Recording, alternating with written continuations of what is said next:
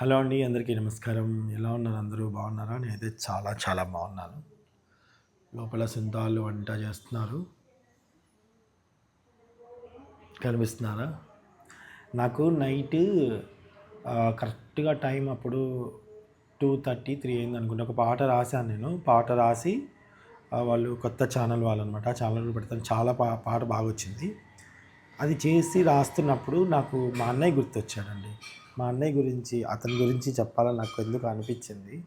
నాకేం గుర్తొచ్చిందంటే, మా అన్నయ్య 8th క్లాస్ నుంచే కష్టపడటం మొదలుపెట్టాడు.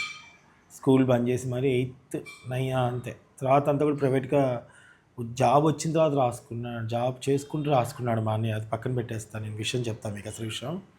యాక్చువల్లీ మా అన్నయ్య 8th క్లాస్ నుంచే కష్టపడుతూ, మా నాన్నతో పాటు కష్టపడుతూ ఇంట్లో సంసారాన్ని నిలదీసేవాడు. అంటే చిన్న వయసులోనే, ఆ వయసులో అందరూ ఆడుకుంటుంటే మా అన్నయ్య పని చేసేవాడు. పాపం మా అన్నయ్య ఎప్పుడు కోపంగా, చిరాగ్గా కొన్ని సందర్భాల్లో ఉన్నప్పుడు నాకు అప్పుడు తెలియలేదు, కానీ ఇప్పుడు అనిపిస్తుంది. పాపం మా అన్నయ్య ఏం ఎంజాయ్ చేశాడు. 8th క్లాస్ నుంచే వాడు పనిచేయటం మొదలుపెట్టి, నేను డ్యాన్స్కి వెళ్తాను, ఎంట్రీ ఫీజులు కట్టమంటే ఎంట్రీ ఫీజులకి డబ్బులు ఇచ్చేవాడు. అప్పుడు కూడా నా అన్నయ్య నాతో ప్రేమగా మాట్లాడేవాడు, కానీ కోపంగా మాట్లాడేవాడు, చిరాకు పడేవాడు చిన్న చిన్న విషయానికి. బట్ కానీ వాడి ప్రేమ లోపల ఉంటుంది, వ్యక్తపరచడం రాదు. అంటే అందరిలాగా ఓవర్గా బయటికి నవ్వుతూ ఇట్లా చేయటం రాదు వాడికి. అందరిలాగా అంటే సారీ, కొందరిలాగా ఇలాగా. ఎట్లా అంటే ఇప్పుడు నాకు ఏదైనా అవసరం అనుకో, అడా నడా అతనికి, ఈ టైపు మెంటాలిటీ అనమాట. పాపం 8th క్లాస్ నుంచే మా అన్నయ్య పని చేసుకుంటూ, తర్వాత వాళ్ళ ఫ్రెండ్ ఆ ఏజ్లో వాళ్ళందరూ సరదాగా ఉంటే మా అన్నయ్య పని చేసుకుంటూ, మా అక్క పెళ్ళి కోసం కష్టపడి, తర్వాత నా ఎంట్రీ ఫీజుల కోసం కష్టపడి, తర్వాత నేను హైదరాబాద్ వస్తున్నప్పుడు నాకు డబ్బులు ఇవ్వడం కోసం కష్టపడి, ఇలా మా అన్నయ్య నా కోసం ఎన్ని చేశాడో అండి. ఇవన్నీ నాకు నిన్న అనుకున్నప్పుడు నిజమే కదా, మా అన్నయ్య చేయాల్సిన వయసులో ఏం ఎంజాయ్ చేశాడు.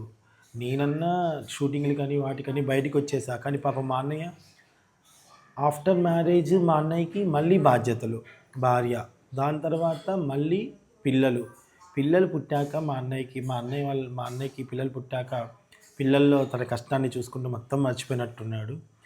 తర్వాత పిల్లల పిల్లల కోసం అంటే ఎటు చేసి ఫ్యామిలీని సేఫ్గా ఉంచడం కోసం, ఫ్యామిలీని మంచిగా ఉండడం కోసం నిరంతరం ఫ్యామిలీ గురించి ఆలోచించే వ్యక్తి మా అన్నయ్య అండి.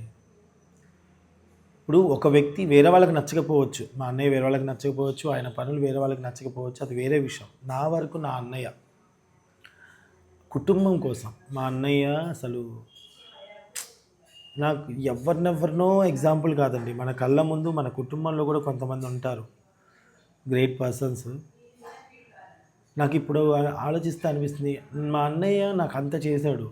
మా అన్నయ్య ఆ రోజు పనిచేసి ఎంట్రీ ఫీజులు కానీ, నా డ్యాన్స్ ప్రోగ్రామ్స్కి ఎంట్రీ ఫీజులు, హైదరాబాద్కి వచ్చినప్పుడు డబ్బులు, నాకు బట్టలకి డబ్బులు, ఇవన్నీ మా అన్నయ్య మా నాన్న ఇవ్వకపోతే, మా నాన్న ఇవ్వటం అది వేరు, మా అన్నయ్య ఇవ్వడం వేరు. ఇవ్వకపోతే నేను ఈరోజు అనుకున్న స్థానానికి వచ్చేవాడిని కాదు, నాతో పాటు మా యోధా వచ్చేది కాదు. ఇవన్నీ కూడా నేను ఆలోచిస్తే గ్రేట్. మా అన్నయ్య అసలు పాపం ఏమి చిన్న వయసు అంతా మొత్తం కష్టమే, టీనేజ్ అంతా కూడా కష్టమే. తిరగడాలు లేవు, ఎటు ఎంజాయ్ చేయడానికి లేవు, ఏ ఊరంటే వెళ్ళలేదు, ఆ ఊరంటే వెళ్ళలేదు, అలా చేసింది ఏం లేదు అన్నయ్య. దాని తర్వాత మ్యారేజ్ అయిన తర్వాత మళ్ళీ బాధ్యతలు పెరిగాయి. మా వదిన కూడా బాగా కష్టపడేది, ఇంట్లో బాగా పనులు చేసేది. మా వదిన కూడా చాలా బంగారంలా ఉండేది. సో ఇంట్లో అన్నీ చూసుకునేదండి మా వదిన. ఒక టైంలో మా అక్కకి తల్లిలా చూసుకుంది మా వదిన. సో ఏంటంటే మా అన్నయ్య మా వదిన. నేను మొన్న మా అన్నయ్య మా వదిన దగ్గరికి వెళ్తే, పిల్లలు చదువుల కోసం ఎక్కడెక్కడో ఉన్నారు కదా, చక్కగా చదివిస్తున్నారు వాళ్ళని. మా అన్నయ్య మా వదిన ఇద్దరే ఉన్నారు. ఏంటో మనసుకు ఒకలాంటి బాధ అనిపించింది. అంటే అందరం కలిసి ఉండేవాళ్ళం చిన్నప్పుడు. మా అన్నయ్య నిజంగా లవ్ యూరా అన్నయ్య. ఈ విషయం నీకు ఎందుకు చెప్పాలని ఎప్పుడు నీకు ధైర్యం మొఖాన్ని చెప్పలేను నేను, కానీ అనిపించింది ఇవాళ. ప్రతి ఇంట్లో ఒకళ్ళు ఉంటారు ఇట్లా, ఖచ్చితంగా ఇంటిని ముందు తీసుకెళ్లే వాళ్ళు. వాళ్ళు ఆనందించకుండా వాళ్ళ ఆనందాన్ని ఎదుటి వాళ్ళ చూసుకుంటారు. మా అన్నయ్య నాకు తర్వాత అర్థమైంది. నేను టీవీలో ఏమైనా కనిపించినా వాళ్ళ తెలిసిన వాళ్ళతో చెప్పుకునేవాడు. అది చెప్పుకునే వాళ్ళు నాతో చెప్పేవారు, మీ అన్నయ్య నీ గురించి చెప్తాడయ్యా అని. నా ముందు చెప్పేవాడు కదా అప్పట్లో. గ్రేట్. పాపం అనిపించింది నాకు. ఏమి తన ఏజ్ అంతా కూడా ఇట్లా అయిపోయిందే. ఇప్పుడు పిల్లలు చదువులు. సో, పిల్లలు కూడా బంగారం, ఇద్దరు చక్కగా బాగా చదువుతారు. మా వదిన కూడా చాలా మంచిది. సో, ఆ భగవంతుని ఒకటే కోరుకుంటాను, మా అన్నయ్య వాళ్ళ ఫ్యామిలీ నిజంగా ఆ వెంకటేశ్వర స్వామి చల్లగా చూసి ఆయుర ఆరోగ్యాలతో వాళ్ళు అనుకున్న విధంగా ఉండాలి, మంచిగా తీసుకెళ్ళాలి ముందుకని కోరుకుంటున్నాను నేను. అలాగే నాకు పెళ్లి చేసేటప్పుడు కూడా నేను ఇష్టంగా లేను, వద్దు ఇప్పుడు ఏం వద్దు పెళ్ళి నాకు వద్దు అన్నా కానీ, లేదు ఆ అమ్మాయి మంచిది, చాలా మంచిది, మంచి కుటుంబం, చేసుకో అని చెప్తే ముఖం మార్చుకొని వెళ్ళాను నేను పెళ్లి చూపులకి. సో ఇవన్నీ కూడా జరిగి ఉన్నాయన్నమాట లైఫ్లో. అంటే అనిపించింది ఎందుకో నాకు మా అన్నయ్య గురించి ఈరోజు చెప్పాలని, ఉన్నట్టుగా మొత్తం చెప్పేద్దాం అన్నయ్య గురించి అని. Great person, great and great person. మా అన్నయ్య పేరు వెంకటేశ్వర్లు. అందరం వెంకన్న అంటాం. మా వదిన పేరు అనురాధ. సో అన్న ఇద్దరు పిల్లలు చక్కగా చదువుకుంటున్నారు. మా వదిన కూడా మేము మ్యారేజ్ అయ్యి వచ్చిన కొత్తలో అసలు ఎంత పని చేసేదో అండి, అసలు ఎంత పని చేసేదో. నన్నైతే కొడుకులా చూసుకునేది. నా బట్టలు ఇస్త్రీ చేసిన దగ్గర నుంచి, నాకు వేడివేడిగా అన్నం వండి పెట్టిన దగ్గర నుంచి ప్రతిదీ అసలు బంగారం అంటే బంగారం. సో భగవంతుడైతే నాకు మంచి అన్నయ్య వదిన ఇచ్చాడు. చాలా సంతోషంగా ఉంది. ఎందుకో చెప్పాలనిపించింది మా అన్నయ్య గురించి ఈరోజు. ఎందుకంటే ఎప్పటికైనా రేపు నా పిల్లలని ఈ వీడియో చూసుకోవాలనుకుంటే చూసుకుంటారేమోనని. అది ప్రతి ఇంట్లో ఒకరు ఉంటారండి, అది మనం గుర్తించాలి.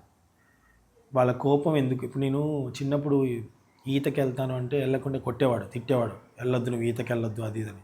అంటే అప్పుడు కోపం వచ్చింది, వీడు ఏంటో ఎటు పోనీ అని నన్ను అని. కానీ తర్వాత అర్థమైంది, ఇప్పుడు అర్థమవుతుంది ఏంటంటే నాకు ఏమైనా జరుగుతుందేమోనని వాడి భయం. ఒకసారి నాకు ఇక్కడ ఏదో కుడితే ఎక్కడి నుంచో సైకిల్ మీద ఎక్కించుకొని వచ్చి ఎన్నో కిలోమీటర్లు సైకిల్ మీద తొక్కుంటూ వచ్చి నన్ను హాస్పిటల్లో చేర్పించాడు. అవన్నీ అంత ప్రేమగా అప్పుడు తెలిసేది కాదు, ఇప్పుడు తెలుస్తుంది నాకు. ఏమో మారుతుంది, కూర స్మెల్ వస్తుంది. సో అదనమాట. ఎనీవేస్, నేను నమ్ముకున్న వెంకటేశ్వర స్వామి ఎప్పుడు నా అంటే ఉంటాను అనిపిస్తుంది నాకు కూడా కుటుంబంలో ఎటువంటి సమస్య లేకుండా నా భార్య, నా ఇద్దరు పిల్లలు చక్కగా చదువుకుంటూ అట్ ద సేమ్ టైం యోధా మొన్న అన్ని షూటింగ్స్ చేసిన, నిన్న ఎగ్జామ్స్లో 60కి 60 వచ్చాయి అని చెప్పగానే చాలా ఆనందం అనిపించింది. ఏదైనా అండి, నేను మా అన్నయ్య చూసి నేర్చుకున్నా పిల్లల్ని ఎలా చూసుకోవాలి, పిల్లల్ని ఎలాగా ప్రేమించాలి అనేది. మా అన్నయ్య బాగా చూసుకుంటాడు పిల్లల్ని. నాకు వాడికి ఇంకా అదే లోకం, ఇంక వేరే లోకం ఉండదు. నేనను కొంచెం బయటికి వెళ్ళి వేరే లోకంగా ఉంటుందేమో, కానీ మా అన్నయ్య అస్సలు అలా ఉన్నాడు. మా వదిన మా అన్నయ్య ఇద్దరు పిల్లల గురించి బాగా ఆలోచిస్తారు. నాకు చాలా ఇన్స్పిరేషన్ మా అన్నయ్య మా వదిన. మళ్ళీ జన్మ అంటుంటే ఖచ్చితంగా వాడు నాకు అన్నయ్యగానే పుట్టాలి మళ్ళీ. కాకపోతే అందరం కలిసి ఉండే అవకాశం అయితే ఉండాలి, అంటే ఒకే ఉమ్మడి కుటుంబం ఉండేలాగా ఉండాలి. Thank you.